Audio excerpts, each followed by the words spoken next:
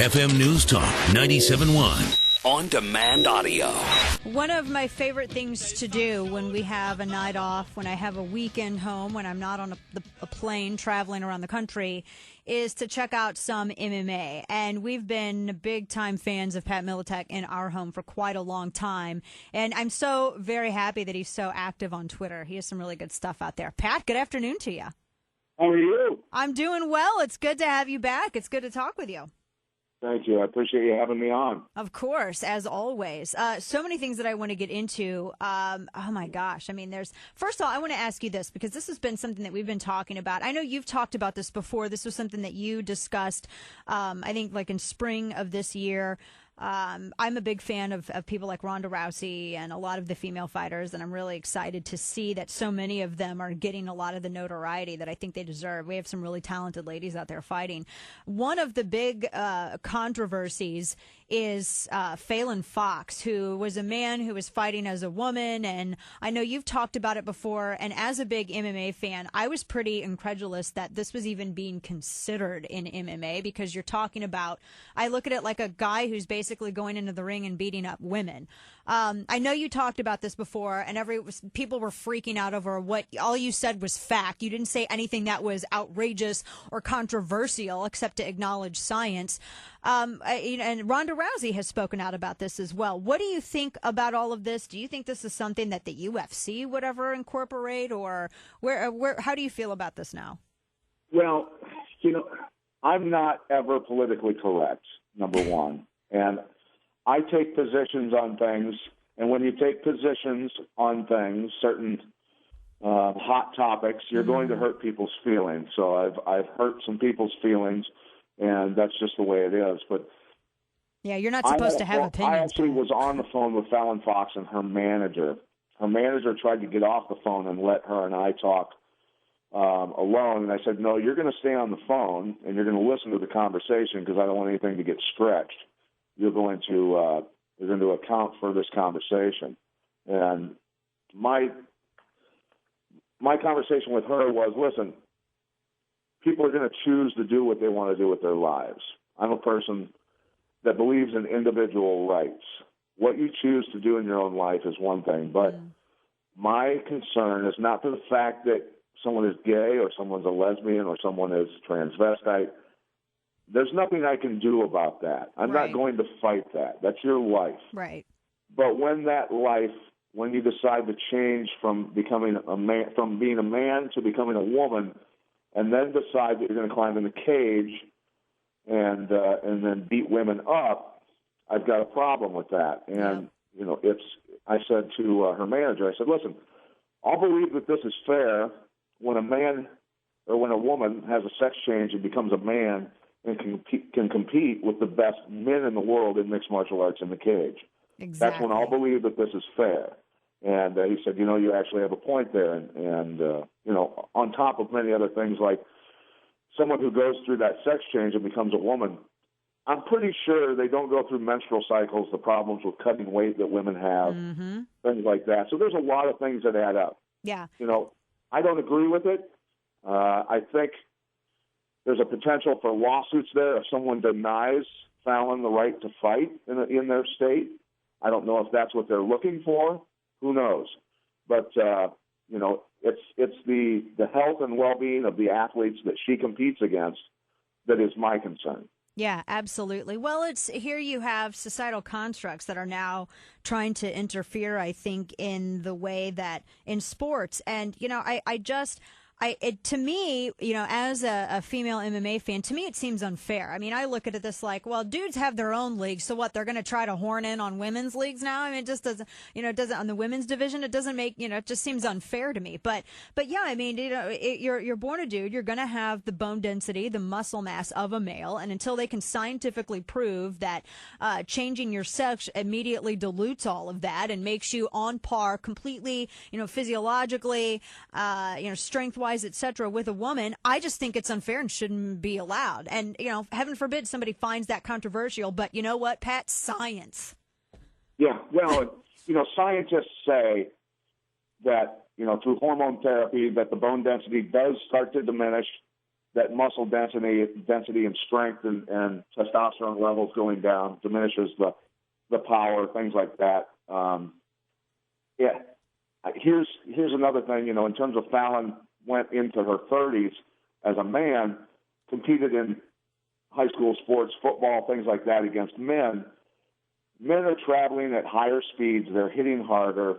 Processing things has to happen over that period of time of all those practices and all those seasons of football and other sports competing as a man.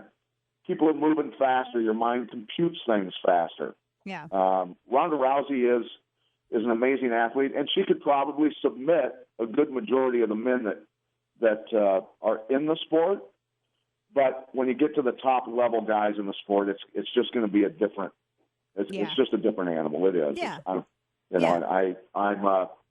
so that there's certain things women deserve equal rights in a lot of realms, pretty much every realm.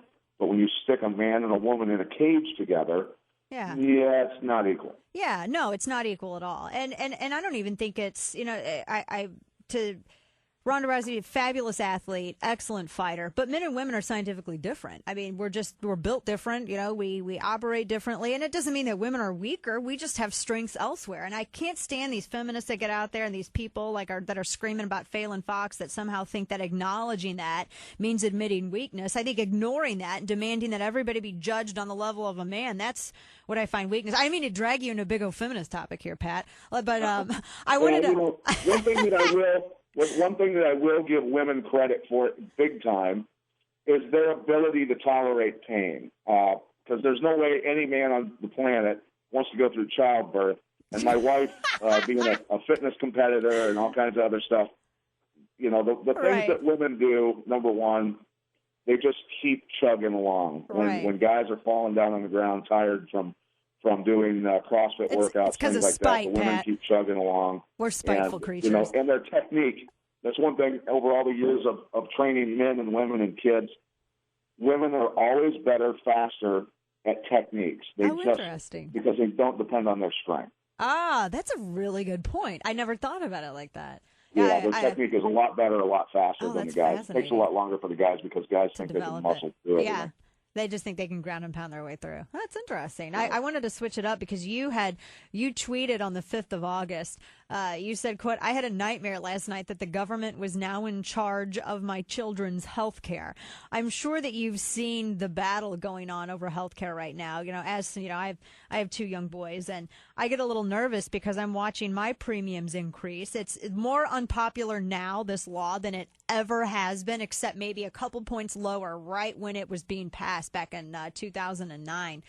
And it's, you know, I look at the fact that it's not going to be solvent unless you have about 3 million millennials sign up to pay for everyone else's freebies that are kicking in at the first of the year.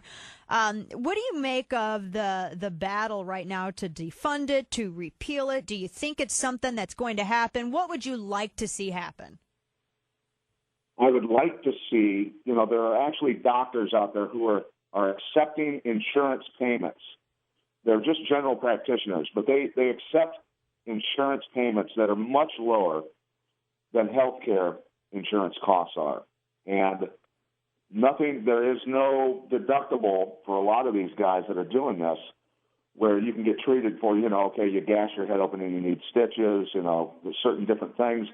And they're accepting payments and kind of skirting around the Obamacare insurance nightmare and traps that are going on, and this basically tax that's being thrown on the American people. It's pretty ingenious, and if pools of specialists were to get together and do that, I think that would be an amazing way, right, for people who want good health care with doctors and groups that they want to be treated by and have their family taken care of by. You know, a great way to do this whole thing, and just cut the insurance people and the government and everybody completely out of this, because, you know, honestly, it's robbery what's going on. But, you know, I've already dealt with the healthcare system as it's transforming with my mother's healthcare. She had pneumonia and was in the hospital, in and out of it, a couple different times, and then the antibiotics that she was put on for the pneumonia gave her C. diff, which is a severe intestinal bacteria that almost killed her.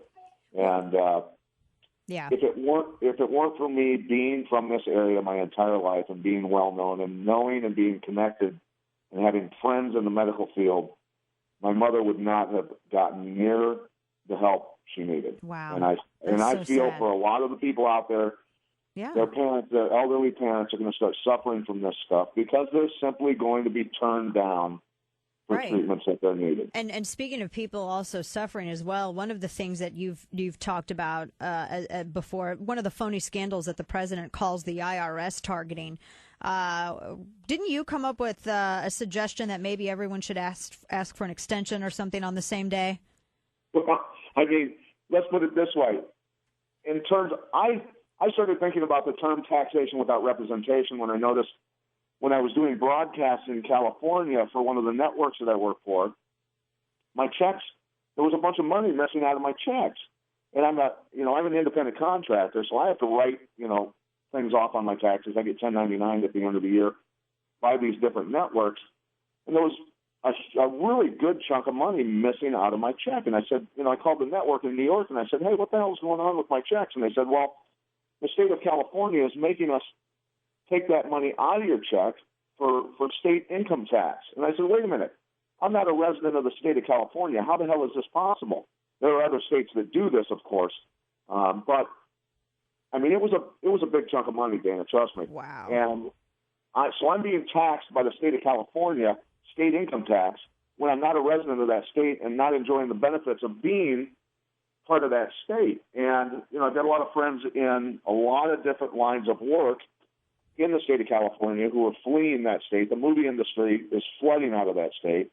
The population of a city like Detroit, how much have they lost? A million in population over the past 20, 30 years? What's it been? Oh, yeah, millions of people left. And the state of Illinois. I've got friends that have moved out of the state, businesses that have moved out of the state. I've got friends right now that are trying to sell their houses and get out of the state of Illinois. So at some point they have to start realizing we got nobody left to tax. We taxed them out of the state. So the history of tax resistance was something that kind of piqued my interest, and a lot of this material that I studied was different websites, but Wikipedia has a lot of stuff on there on the history of tax resistance, and through history it's pretty amazing. There was no less than, I think I counted just on Wikipedia alone, 258 different times in history where there were tax resistance and all-out tax revolts, including, the things that preceded the French Revolution, American Revolution, and things like that. So I think the current way of fighting taxes for people is just to simply leave the state that are doing it. Ooh, yeah. I could not disagree with that. I couldn't. I'm right there with you. Well, that's something we're going to be fighting. Pat Miletech, my friend. Find him on Twitter, folks. Always a pleasure, Pat. We got to have you back. All right. Thank you, Dave. Come back to the octagon of political talk radio. All right, take care. Thanks.